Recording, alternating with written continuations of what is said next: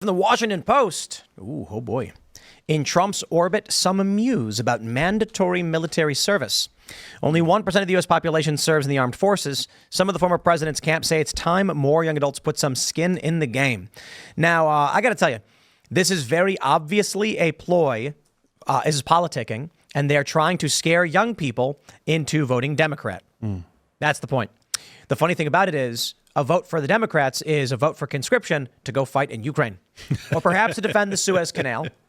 But they're going to, of course, smear Trump. Kira Rousseau remembers feeling trapped in her high school media center last fall when a phalanx of military personnel and faculty members shut the doors behind her and 100 classmates before gathering everyone's phone. She was a senior.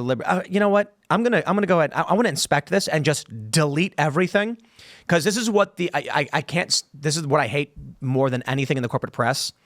Headline: Donald Trump signs executive order, and you're like, oh wow, what's that? You click it. It was a dark and stormy night. Yeah, the creative writer and the get out of here. I don't care. Tell me what. Okay, here we go.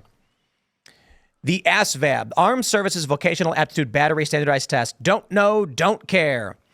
Trump has been complimentary of Miller's performance. Don't know, don't care.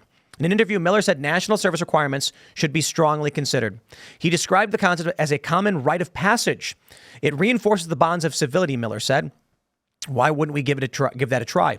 Under his plan, he says the ASVAB would be used to identify potential military weaknesses and help plug knowledge gaps as U.S. defense leaders size up competitors like China. If we want to prepare for a great power competition, it's helpful to have a baseline understanding of the pool of potential military service members and their specific aptitudes prior. So after wasting all of our time with this, it's not a story about Trump's orbit. It's a story about the opinions of a guy who says maybe we assess the American population to see who has the potential to fill any possible roles. That just sounds like recruiting. Right? And Trump came out and said the fake news Washington Post came up with a ridiculous idea that Donald J. Trump will call for mandatory military service. This is only a continuation of the 8-year failed attempt to damage me with the voters. The story is completely untrue. In fact, I've never even thought of that idea. Only a degenerate former newspaper, which has lost 50% of its readers, would fabricate such a tale.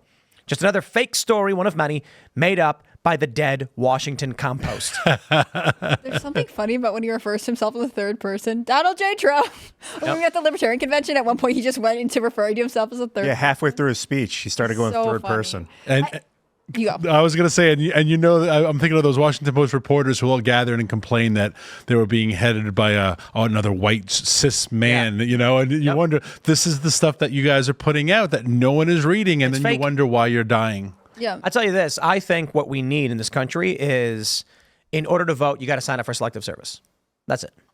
Men and women. If you don't sign up, you don't have to. You don't have to, but you don't vote. No voting unless you've signed up for selective service. After you do, you get a voter ID card that allows you to vote. It's so funny because this Washington Post article, I mean, I could be wrong. I don't want to put words in this person's mouth, but, you know, South Korea has mandatory military service, right? And I don't think they would be critical of it because it's a different culture and they're allowed to do things. But in America, and I'm not saying we should have mandatory military service, the idea that it would be good to have young people who want to serve the country, who spend time, you know, contributing to communities is bad. Like, this is their thing all the time. Like, there's no reason to support America ever, and there's no reason to, you know, potentially sacrifice your country. I find that very weird. What are they driving at? What's their end goal? This military service in South Korea is probably like you learn how to defend the homeland. But here it's get shipped off to some foreign country to get your legs blown off. It's a horrible misuse of military in the United States in the last 20, 30, 50 years. Yeah, I think we should have 70 compulsory service for young people, and they should have to go defend the southern border because obviously no one's doing that. Maybe domestic service, compulsory domestic service. I'm kind of kidding, but like the thing is, I don't think Trump did this. Obviously, Washington Post is being ridiculous. The other part is that we do actually want young people to feel tied to their communities. We want them to want to be civically engaged. You know, it's something that is good. Now, whether it should be mandatory military service or something else, I think we should foster and cultivate young people who believe the country is good and want to give back and participate in it. I have an idea. How about we get an island, and then anyone who's a communist has the option to opt into the communist utopia. I say that we allocate, well, how much did we just give to Ukraine? 61 billion or something? Yeah. Let's take that and build some basic infrastructure, some communist block style housing. And then anyone who's a communist in this country who wants communism, we will offer them communism. And we'll say, you can go and live in your communist utopia. Well, we got to keep that island separate than the convict island, because if you said the convicts can easily tell who's weak and they prey upon them, they will crush all of those communists. So we have to have those islands very, very separate. Well, I would agree, but I actually think what would happen is the communists would weaponize the criminals against their political enemies to destabilize the system and seize power. So, but it's a choice. You know, if you want to be a communist, we got an island with everything you could ever want and more, and you just go live there. And then we remove all the communists, but we didn't get rid of them. They chose to go live in their communist utopia. I'm a fan of that. And we helped them build it. You raise a great point that I think needs emphasis of. I don't know South Korea's military requirements, but you can assume it's the DMZ because the North is constantly threatening. I've been to Israel. That's also required military service, and it's all about Israel and terrorism, et cetera, et cetera, et cetera. If we had that in America, you are 100% right. You would say the best way you can serve your country is we're going to ship you off to somewhere else. You wouldn't be doing American military. You wouldn't be protecting American border, American interests. You wouldn't be doing Coast Guard. They would say, thanks for joining. That's what they do now. Thanks for joining the military, buddy. And off you go to Mali. And you say, well, what the hell am I doing in Mali? Well, you are protecting America. And that's the argument that both left and right, but especially more and more on the right, the neocons, can't articulate. Why is this good for America? Because we are protecting our national. How are we protecting our national security having 5,000 people in Mali? Because when America's interests are overseas, shut the hell up. They can't argue it. That Five Eyes. It's such a great point. It's such a great point. I would love to see them in the United States making American babies, protecting American borders. That would be the ideal American soldier. Vote Trump. Well, that's one way to that's the aim Trump towards that worldview. direction. Trump is an avatar of that energy. He is not the savior. He's not the perfect guy or anything. He's just the best avatar there is. After him, the question is, and we were talking about it earlier, is who takes his place. But you need that energy, and that energy is, we like America, secure our borders, bring jobs back, make stuff here. I believe in the country. I get the Five Eyes Spy Club. And for the record, Five Eyes Spy Club is New Zealand, Australia, Canada, United States, and England. It's basically British Empire. And the UK. Plus, and the UK, the British Empire. But it's particularly those 5 countries. There's this base called Pine Gap. It's the largest American military base outside the United States. In Australia, in the middle of the outback. It's called Pine Gap. It's this huge... It looks like a spy base. It's probably America's largest external spy base they use to spy on their own people. So I get this kind of stuff. This Five Eyes stuff was spun up in 1941 because of the Nazis and the Japanese.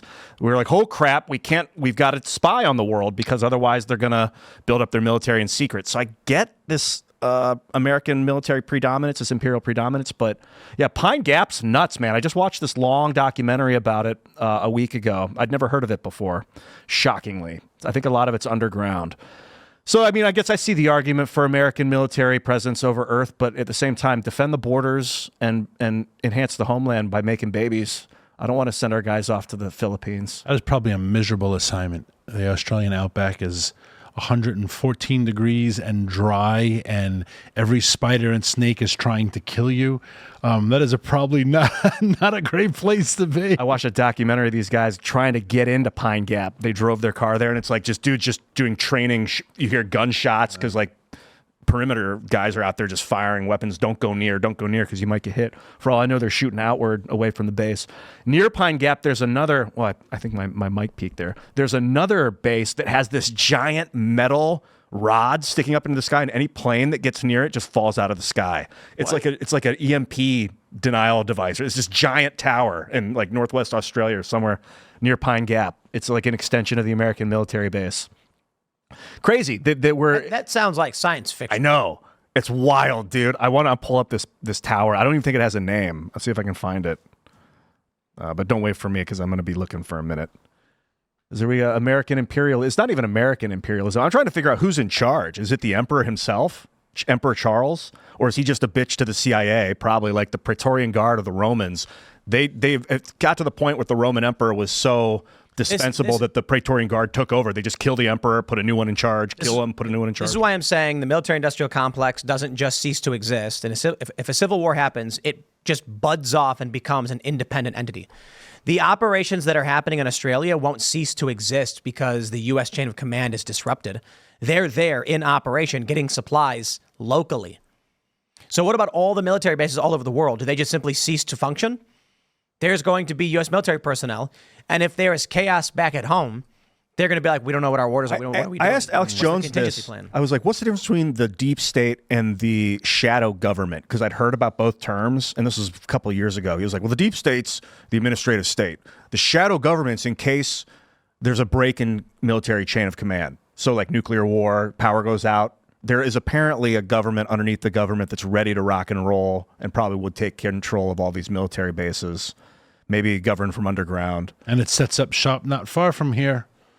Potentially, yeah. Right. I mean, I see Mount Weather from my farm, and well, it is far from here. It's close to where I live, but that's the location of if everything hits the fan, that's where the government's supposed to reorganize. That's Congress. If that's where they tell you, then it's probably not the real place that they're going to go. I think it's no, it is because it's for Congress. Oh, okay. And I that think- Thomas Massey was like, yeah, good luck.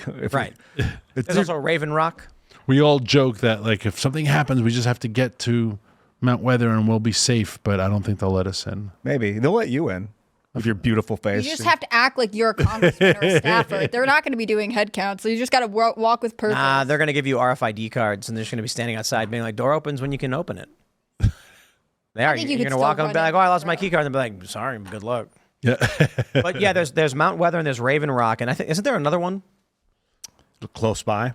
Yeah, because I think there's more than one out here. And they recently were doing major renovations on Mount Weather, I think. Upgrades and stuff like that. Thanks for watching this clip from Timcast IRL. Make sure to check out the live show Monday through Friday at 8 p.m. on this channel. Subscribe and we'll see you all there.